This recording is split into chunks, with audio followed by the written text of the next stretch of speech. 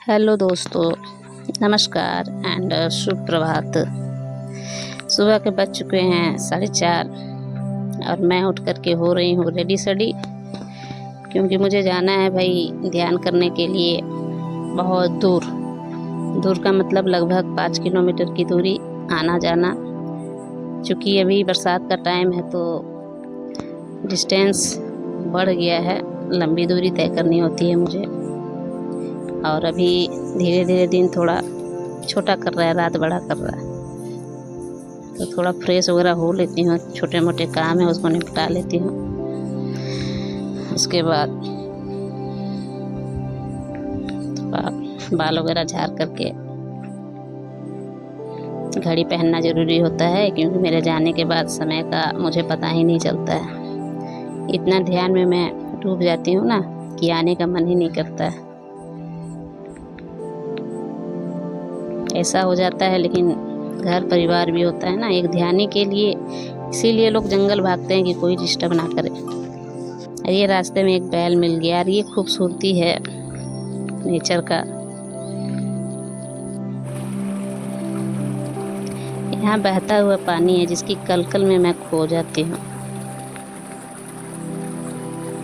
2 minute वहाँ खड़ा होकर के इस कलकल की आवाज़ को सुन लेती हूँ।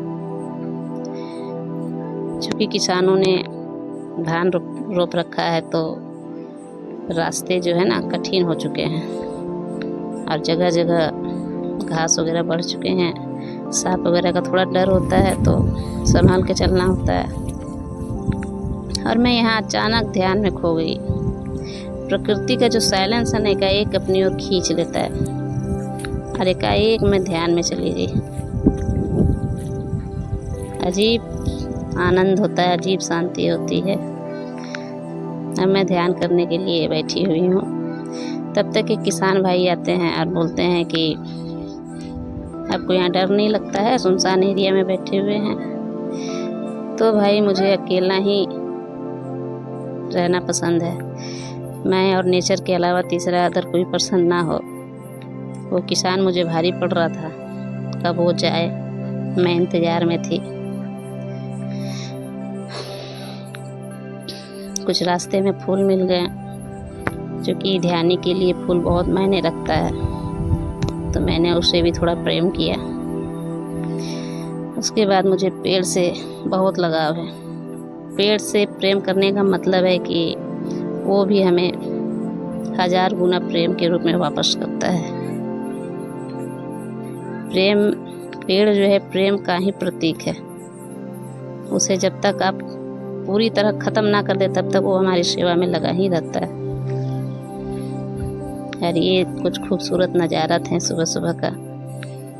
अब मैं घर में आ चुकी हूँ और थक के हो गई हूँ चूर। थोड़ा चाय वगैरह लेती हूँ। चाय वगैरह पी करके उसके बाद फिर नहाना भी है, चूँकि बरसात का टाइम है। जगह जगह नाली वगैरह पानी वगैरह का जमा हो गया है, तो नहा करके थोड़ा पूजा वगैरह कर लेती हूँ, चूँकि सुबह सुबह का टाइम है। वैसे पूजा मैं करती हूँ तो पूरा मन से नहीं करती हूँ तो नहीं। एक ध्यानी के लिए पूजा उतना आवश्यक नहीं रह जाता है, क्योंकि वो परमात्मा के ध्यान में 24 घंटा लीन होता है। उसके लिए सिर्फ ध्यान ही मायने रखता है। तो अगर मैं सुबह नहा धोवा के फ्रेश हो जाती हूँ तो पूजा वगैरह भी कर लेती हूँ।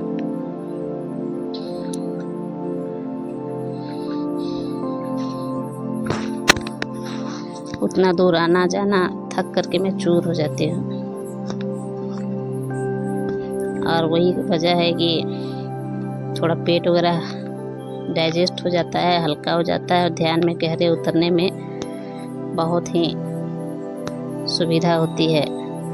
सुबह में चलना बहुत ज़रूरी है और ध्यान भी गहरे में लोग उतरने लग जाते हैं बहुत जल्दी।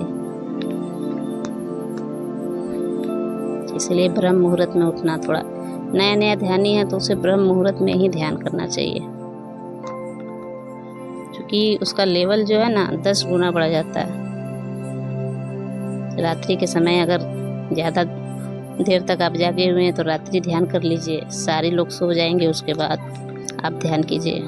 और सुबह में सबके उठने के पहले ही आप थोड़ी दूरी तय कर लीजिए और दृष्टा भाव से ध्यान कीजिए। उसके बहुत फ़ायदे हैं, शरीर भी हल्का रहेगा और मन भी हल्का हो जाता है उतना दूरी तय करने के बाद, क्योंकि मन में विचारें होती है वो चलने से बहुत कम होती है। और ये गोली रो रही है, इसको टीवी देखना है।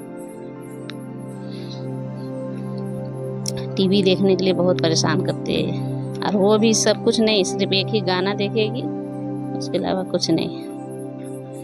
भोजपुरी गाना सुनेगी बस।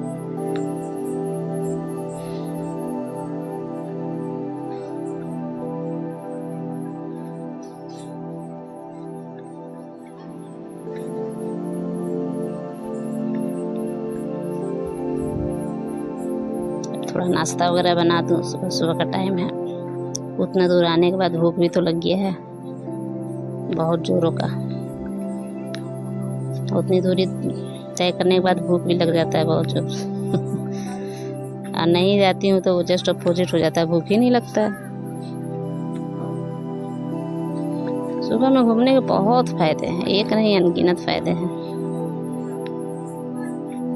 अगर आप सुबह में नहीं जाते हैं